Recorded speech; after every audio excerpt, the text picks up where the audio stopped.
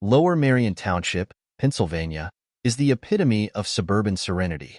The Gaudio family home, nestled in this quiet neighborhood, was a haven for Bernadette and her son, Andrew. Their bond was unshakable. Bernadette, a fiercely devoted mother confined to her bed by illness, relied on Andrew, a kind-hearted 25-year-old with a promising future. But on the chilling night of December 8, 2024, their safe world was invaded by a nightmare so unimaginable, its scars will never fade. We're dealing with some really terrible people at this point that have committed an atrocious crime. The motive in this case was to steal guns, and they simply got the wrong house. They went into the wrong house with bad intentions and shot an innocent 61-year-old woman as she lay in her bed, and they executed her 25-year-old son. Kelvin Roberts and Charles Fulforth were not hardened criminals. They were co-workers at a junk removal business, men who earned their keep by clearing out other people's clutter. But desperation makes strange bedfellows. When they overheard a tip about a house with a stockpile of firearms, the wheels of a disastrous plan began to turn. The pair saw the supposed gun cache as their ticket to fast money, either by selling the weapons or using them for more robberies. With a false sense of bravado, they plotted their crime meticulously, or so they thought. But their plans rested on one critical flaw: the address. The home they targeted wasn't a treasure trove of firearms. It was the Guadio residence, a modest home filled with love, memories, and unsuspecting innocence. It was a cold December night. Inside the Guadio home, Bernadette rested in her room, the soft hum of a television filling the background. Andrew, ever the dutiful son, was nearby, ensuring his mother's comfort. The calm was shattered when Roberts and Fulforth broke into the house. Armed and masked, the men burst through the door like a violent storm. Bernadette, trapped in her bed, could only scream. Andrew sprang into action, his only thought to protect his mother. "Where are the guns?" the intruders barked. Andrew, confused and panicked, tried to explain that they had no guns. But the invaders, convinced this was a ruse, grew angrier. Please subscribe to our channel and make comments about what you think of our videos. When words failed, violence ensued. Andrew fought bravely, but he was no match for two armed men. The struggle moved from room to room, and in a horrifying moment, one of the intruders raised a 9mm ghost gun and fired. The bullet struck Andrew in the back of the head, ending his life instantly.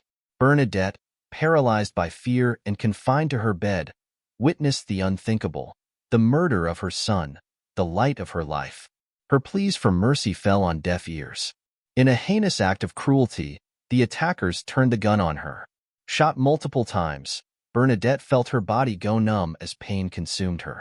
The men, indifferent to her suffering, rifled through the home, snatching a jewelry box and the keys to the family's Jeep Cherokee before fleeing into the night. As blood pooled around her, Bernadette summoned every ounce of strength she had left. Using Siri, she called 911, her voice weak but filled with determination. It was a very brave move on her part because I think indications are that the individuals were still in the house at the time. "Help me," she whispered. When first responders arrived, the scene was one of horror. Andrew's lifeless body lay on the floor, and Bernadette was clinging to life. Paramedics rushed her to the hospital, where doctors fought to save her. Though she survived, the bullets left her paralyzed, a cruel reminder of the night she lost her son. They went into the wrong house with bad intentions and shot an innocent 61-year-old woman as she lay in her bed, and they executed her 25-year-old son. And I say executed because Andrew was shot in the back of the head as he lay down on the floor of his mother's bedroom. Please subscribe to our channel and make comments about what you think of our videos. The stolen Jeep was the key to unraveling the crime. Police traced it to a Philadelphia residence linked to Kelvin Roberts.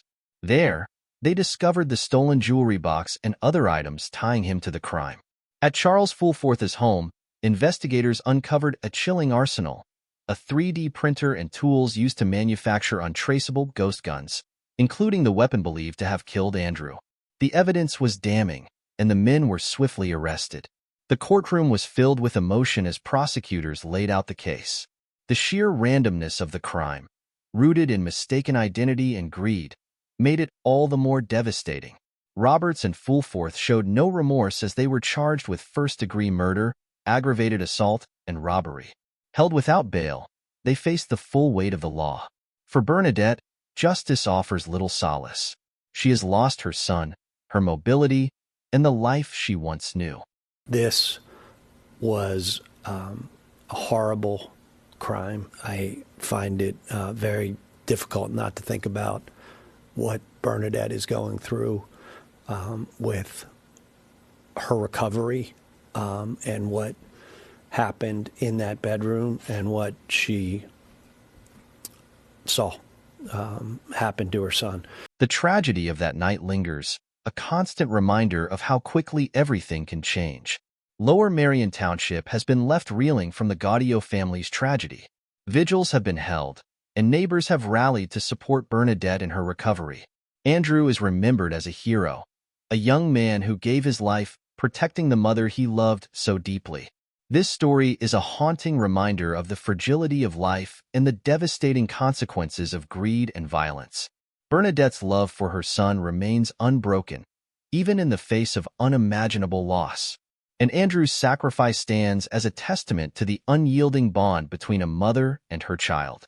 As Bernadette fights to rebuild her life, she carries the memory of Andrew, a son whose courage and love will never be forgotten. Their story is one of heartbreak and heroism, a tale that will resonate long after the courtroom lights dim and the headlines fade. Please subscribe to our channel and make comments about what you think of our videos.